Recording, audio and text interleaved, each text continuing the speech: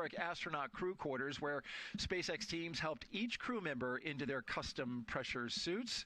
Before heading out, the crew paused for a final pre-launch tradition. You see it there, the card game, gathering around the table. It's a way to set the tone and leave any bad luck behind. Then it was time to step outside.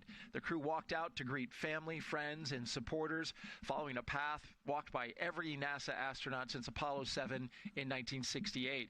A short time later, the crew climbed into their Teslas, beginning the ride out to Launch Complex 40, escorted by security through Kennedy Space Center and onto the Cape Canaveral Space Force Station.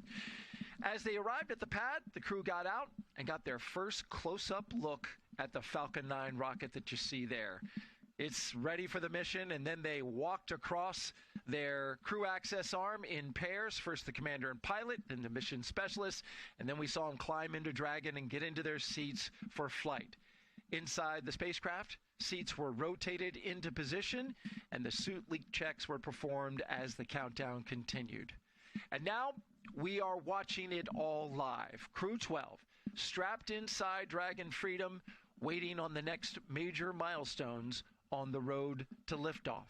We're going to be getting some communication checks. We're also going to see them check out their displays and do other pre-launch maneuvers and working through their checklist. But now it's a quiet time inside the capsule. Yes, they do have some time to themselves. Now, as you get closer to launch, there's some time compression as well. You just heard that the hatch is closed now, and so the time is going to start to compress for them as well. So. And here's a dual view. What you're looking at here on the left in the big screen is the crew inside their space capsule, inside their spacecraft, I should say. And then in the lower right, that's the crew access arm as it extends out to the rocket, bridging the gap between the spacecraft and the launch tower. That would be the way that astronauts in this moment, should something go wrong when we get closer to tanking, they have the option up until that point to use that crew access arm.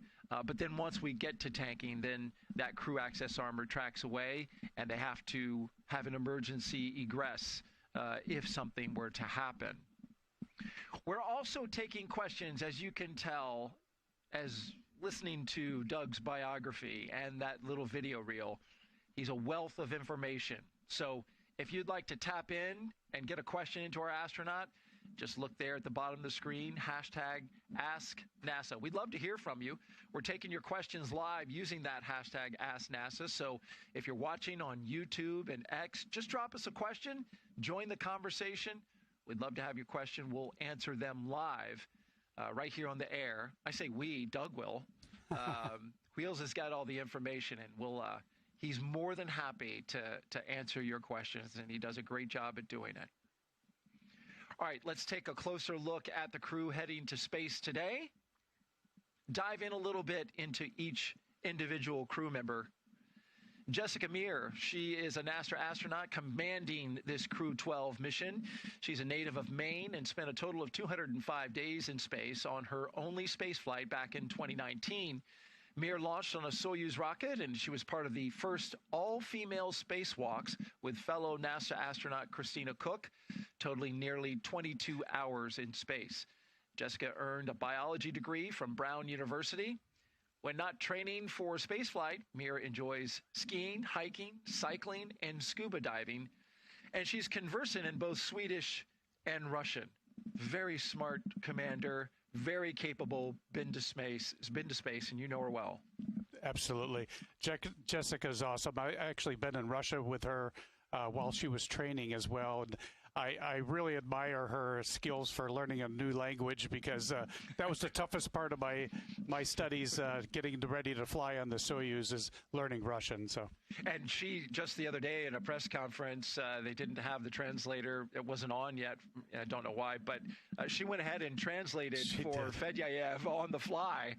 So you can tell she knows her stuff. And yeah. An impressive candidate and commander as well. Next up is your Crew 12 pilot, NASA astronaut Jack Hathaway.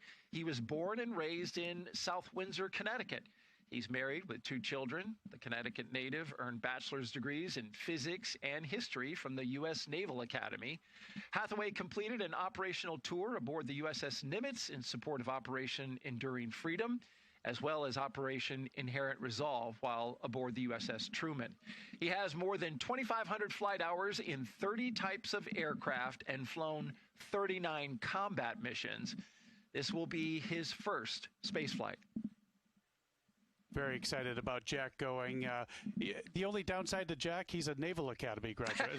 Coming from a West Point graduate. From an Army guy. We have great fun during the Army Navy games. We did fare so well this year, the Army team. But Jack's just a great test pilot and really a wealth of knowledge. And he also has he's a wealth of dad jokes as well. Is he one of those? So Jack's got some great dad jokes. Very good, very good. And along with the commander, Jessica Meir, and Chris Williams, who's already up at the space station, they kind of form a little New England contingent there. Yeah, Jack's from Connecticut, and with Jessica being from Maine, and of course Chris Williams on the station. He spent a lot of time in Massachusetts and Boston, and so it's gonna be a New England contingent up there.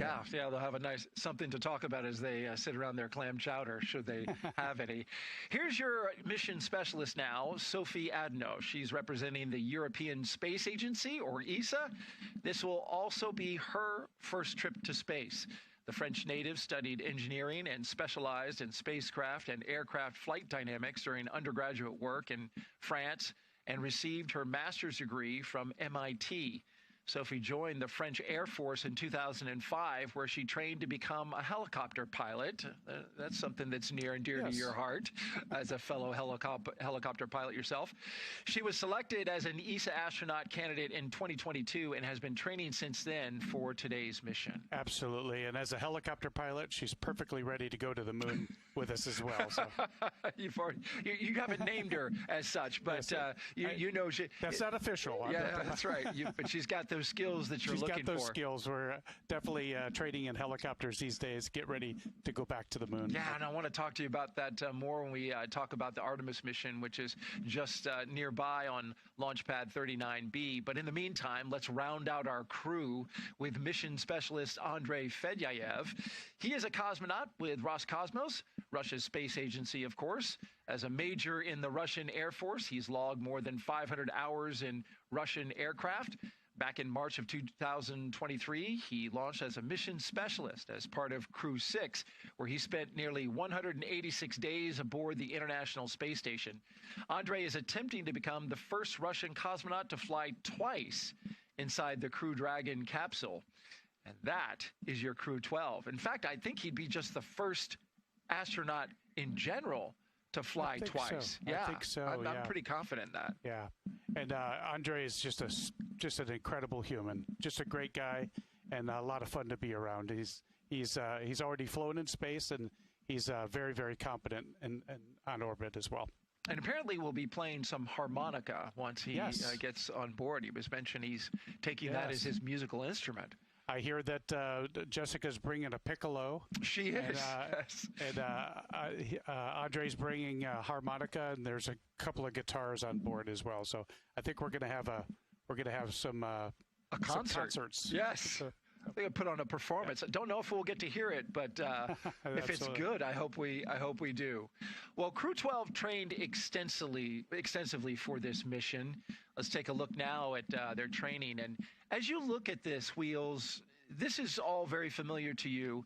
Talk us through what they're doing here. So what you're seeing here is this is the mock-up of the space station that we have in Houston, and it's a full-scale, high-fidelity mock-up, and we can practice stowage. We can practice all of our translation and maintenance, maintenance of equipment and things in here. So it's a great mock-up facility for us for training. And then, of course, the training in the SpaceX simulator. Right, and this is a full-scale simulation of the spacecraft, the Dragon spacecraft. And then emergency training, of course. We do emergency training as well. We do medical training, medical emergencies, and reaction to that. We also, you can see Jack suiting up to get in the water, go underneath the water. We train in the neutral buoyancy lab in Houston. This is where we practice our spacewalks. We're in the water. We could pull ourselves to neutral buoyancy as we work on the outside of the space station mock-up that's underwater. You spend a lot of time in that pool, right? Absolutely. Preparing for your own EVAs. Absolutely. We also do water survival. As you know, the SpaceX Dragon capsule splashes down in the water at the end of the mission. Right. And as we approach the liftoff of Crew-12, normally when a new crew arrives at the International Space Station, there's a brief overlap, a direct handover between the outgoing crew and the incoming one, which includes a formal change of command ceremony on orbit. But this time, it's going to be a little different. That ceremony already took place just before Crew-11's earlier return due to a medical issue involving one of its crew members. So Crew-11 had to come down just a little early. They safely splashed down in the Pacific Ocean off the coast of San Diego on January 15th, clearing the way for Crew-12's arrival today. Absolutely. And we were able to do some of that handover in Houston before the crew came into quarantine. So a lot of that has been accomplished already, and we're getting ready to do a handover with Chris Williams once they get to space. Absolutely. And as Crew-12 gets ready to launch, here's a pre-launch tradition that we would like to share with you, the signing around the mission patch inside the operations and checkout building. Of course, this is inside crew quarters where the astronauts are there, and there they got their patch front and center, but they get to put one on the side and then sign it. That's awesome. Yeah. This is a tradition that we do, and it's just a fun way to leave our mark. And their mark is left indeed as they just passed by this area. It's in the hallway there at astronaut crew quarters, the elevator just to the side. They passed that area just a couple hours ago or so, and now we see them live inside the spacecraft. So we introduced you to each of the crew members, talked a little bit about them, but now we want to hear directly from them. So let's hear now, starting with the commander of Crew-12, Jessica Meir. We're going to hear her in her own words. She is one of Time Magazine's 100 most influential people of 2020. Space exploration is important to me because it was my dream from the time that I was a child, but more so, it is about exploration, it is about science, it is about all of these spin-offs and potential applications that we can bring back to everybody on Earth. It's not my mission or Crew-12's mission, it's really a mission for all of humanity and civilization for our entire planet. My name is Jessica Meir, and I'm the commander for NASA's SpaceX Crew-12 mission to the International Space Station. I grew up in a small town in northern Maine called Caribou. My mom tells me that I started saying I wanted to be an astronaut when I was 5 years old. From the time that I was young, biology was always my favorite subject, but still trying to participate in any type of space-related activity that I could get my hands on. I had always wanted to fly, so I started taking flying lessons at Brown as well. So I got to come here to the NASA Johnson Space Center and fly in NASA's Vomit Comet. Something that I found that is carried true into this job as well, that for me, when I have something that's both a mental and a physical challenge, that's really when I feel most complete. And so I had that in the Antarctic, I have that in this job as well. It certainly is this dream come true in being an astronaut, having had the incredible opportunity to fly to the International Space Station one time already and to be returning back there.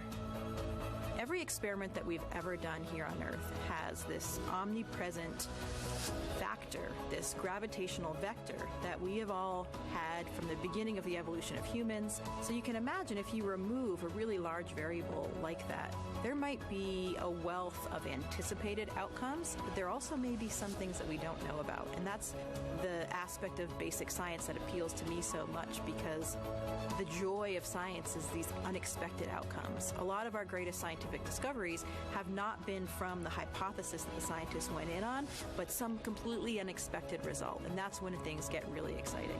So to me, the basic science that we're conducting on the International Space Station has a lot of potential. Both Jack and Sophie are